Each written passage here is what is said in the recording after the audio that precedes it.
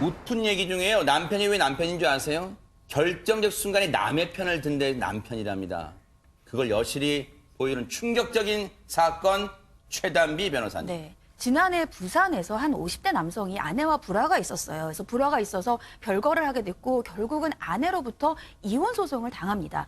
그리고 나서 8월에 한 흥신소를 찾아가요. 흥신소를 찾아가서 대표와 상담을 하는데 이혼 소송으로 재산 분할을 하지 않을 방법을 알려달라라고 상담을 합니다. 이상하죠? 네. 재산 분할을 안 하려면 변호사를 찾아가야 되는데 그러네요. 왜 흥신소 대표를 찾아갔을까? 바로 재산 분할을 하지 않기 위해서 아내를 살해해달라라고 흥신소 대표에게 의뢰를 합니다. 결국은 흥신소 대표와 외국인을 섭외해서 아내를 살해하자라고 합의를 하고 그 대가로 3억 원을 주기로 합니다.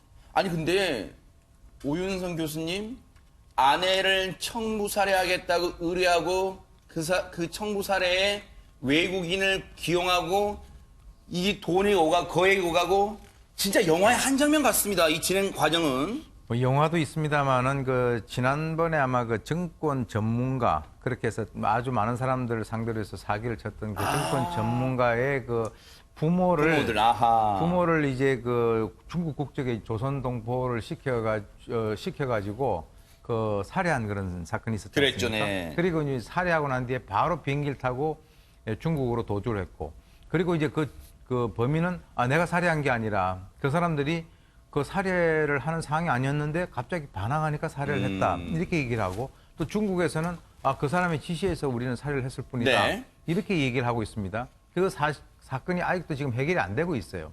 그러니까 아마 이 사람은 이제 그런 여러 가지 어떤 보도라든가 이런 것들을 보고 만약에 그 외국 국적에 있는 사람들을 가운데 이렇게 넣어서 네. 그런 살인 행위를 하게 된다면 증거인멸이라든가 나중에 문제가 된다 하더라도 자신에게 그 닥쳐일 여러 가지 어떤 그 책임 문제라든가 이런 것을 좀 없앨 수 있다라고 아마 본인이 잘못 생각을 한 것 같아요. 네. 그래서 이제 이 영화뿐만 아니라 현실에서도 이런 일들이 가끔씩 등장을 하고 있습니다. 네.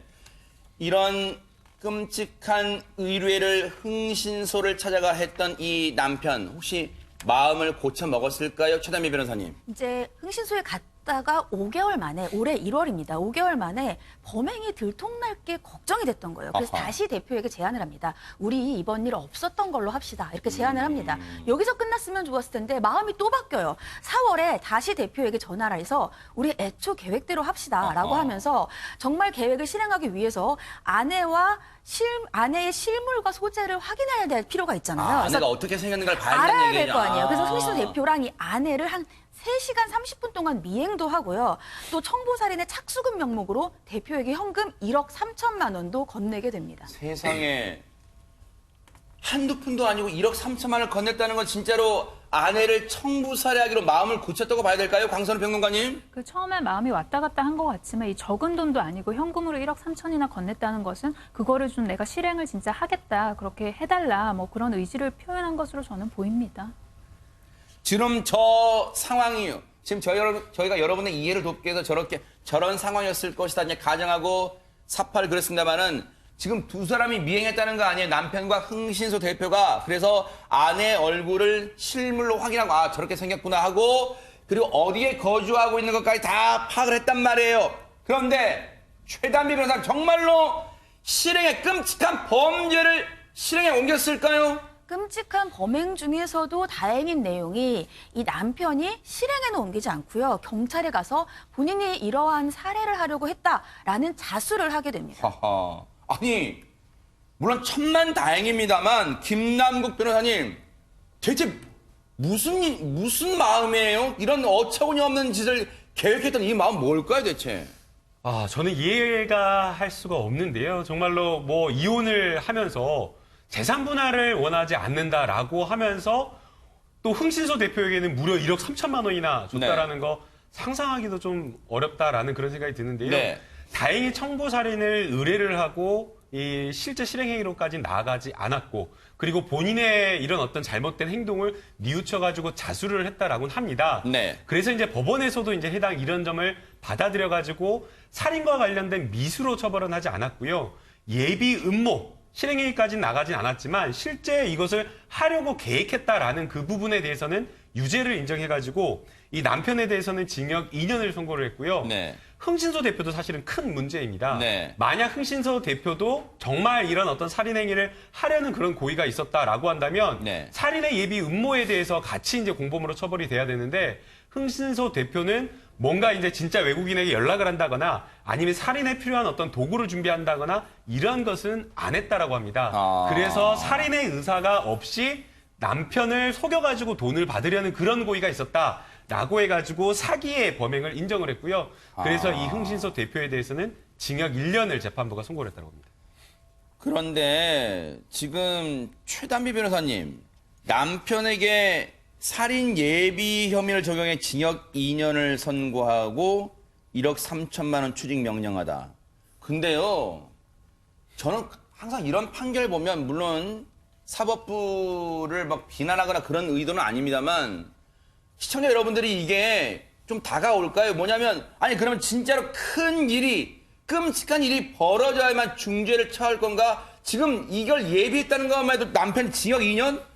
진짜 이건 너무 솜방망이 아닌가 그런 생각 하실 것 같기도 합니다. 그렇죠. 근데 이게 살인 예비잖아요. 이 예비범이 잡히기가 사실 쉽지가 않아요. 보통은 살인 미수 아니면 살인 기수 이런 경우는 이제 살인의 실행에 착수라고 해서 실제로 살인을 하려는 어떤 행동을 했기 때문에 잡히는 경우인데 이거는 둘이서만 뭐 이렇게 하자 협의하고 마음으로 생각하고 있었던 것이라서 드러나기가 쉽지 않았는데 자수를 했잖아요. 네. 일단 그런 부분들이 참작이 됐던 것 같은데 근데 네. 이 남편은 굉장히 악질이에요. 왜냐하면 법원도 인정을 했어요. 이혼 소송 중인 배우자를 살해할 목적으로 돈을 준비해 살해를 의뢰하는 등 죄질이 매우 불량하다. 아하. 일단 죄질이 불량하고 제가 악질이라고 얘기하는 게 뭐냐면 경찰에 자수는 했어요. 전 정말 이 자수가 정말 진심 어린 자수인가가 의심이 되는 게 자수한 이후에 흥신소 대표에게 다시 문자 메시지를 보내요. 어떻게 문자 메시지를 보내냐 하면 아내의 살해 행위에 착수를 해달라. 이렇게 종용을 하는 문자 메시지를 자수한 이후에도 보냈다. 이런 악질적인 면 때문에 살인 예비이지만 그래도 징역 2년이라는 형을 선고한 것이 아닌가 이런 생각이 듭니다. 혹시 추정입니다만 그런 생각도 해볼 수 있을 것 같아요. 오윤성 교수님. 뭔가 자수를 하게 된 게 양심의 가책을 느낀 게 아니라 원래 사람의 촉이란 게 있잖아요. 뭔가 이 아내분이 뭔가 이상하다. 누군가 나의 뒤를 밟는 것 같기도 하고 그래서 뭔가 이게 점점 남편을 의심하니까 남편이 궁지에 몰다 보니까 자수를 하게 된 건 아닐까라는 생각도 해보게 됩니다. 예, 좋지 않은 의도가 아마 깔려 있다라고 네. 이제 우리가 충분히 생각은 할 수 있고요. 그리고 이제 이 사람은 또 이렇게 보면은 약간의 그 결정 장애도 있는 것 같아요. 아하. 왜 그러냐면 작년 8월 달에 이제 그 흥신소에다가 살해를 의뢰를 하다가 네. 그리고 이제 올해 1월 달에는 없던 걸 해주세요라고 했다가 아하. 또 다시 올해 4월 달에 계획대로 합시다라고 했다가 그리고 자수를 합니다. 자수를 하고 난 뒤에 아내를 죽여달라고 하는 문자 메시지를 던진다라고 하는 네. 것은 아마 이 사람이 이 모든 그 사안에 대해서 결정적인 목적은 돈 아니겠습니까? 그러니까 이제 돈과 연관돼 가지고 이 사람이 뭐 오락가락하는 그런 모습들을 많이 보여요.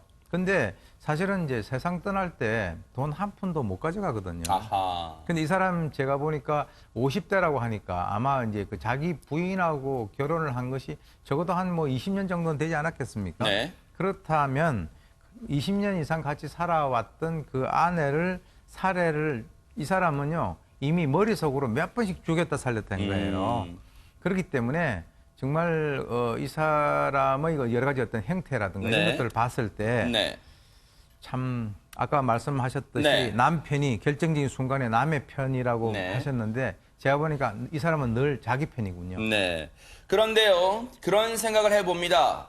강선우 평론가님, 사실 이 남성은 이 아내에게 재산 분할하지 않겠다는 의도로 이런 범죄를 계획했다가 오히려 이제는 법적으로 사실 이런 남성과 어떻게 살겠어요? 당연히 이혼으로 가는 거잖아요, 이제. 네, 그렇죠. 네. 그래서 그 재산의 상당 부분은 오히려 아내가 가지게 되는 그런 결과로 난 것 네. 같은데요. 근데 그 자수를 했던 부분도 지금 앞서 말씀하셨다시피 굉장히 미심쩍습니다. 네. 그러니까 본인이 아마도 1억 3천 현금을 주고 그 돈이 좀 아까워서 내가 안 한다고 얘기를 하고 그래서 그거에 명목을 또 자수를 하고 아하. 또 그 순간에 또 문자를 보내고 좀 그러지 않았을까 네. 저는 그런 의심까지 들거든요. 네. 좀 벌 받는 동안 정말 진심으로 좀 반성하셨으면 좋겠습니다. 혹시 김남국 변호사님, 이 범죄로 아내가 이혼 청구를 하게 되면 재산 분할은 강제적으로 재판부가 해주게 되나요? 어떻습니까? 이게 재산 분할은 이 부부가 공동으로 형성한 그 재산에 대한 기여도를 평가하는 것이기 때문에 재판과 관련된 유책 사유 이런 것들이 재산 분할에서 고려가 되지는 않습니다. 아하. 그래서 이제 살인 예비라는 것 자체가 재산 분할하는데 직접적인 어떤 요인은 안 되고요. 네. 그럼에도 불구하고 재판부가 이런 일이 있었다라고 한다면 아무래도 사람이 하는 일인지라 참작은 할 수밖에 아하, 없지 않을까 네. 생각이 듭니다. 어쨌든 큰 죄를 저지르다 보니까 결국은 자기의 갖고 있던 물질까지 빼앗길 수밖에 없는 그런 처지까지 가는 그런 사건을 짚어봤습니다.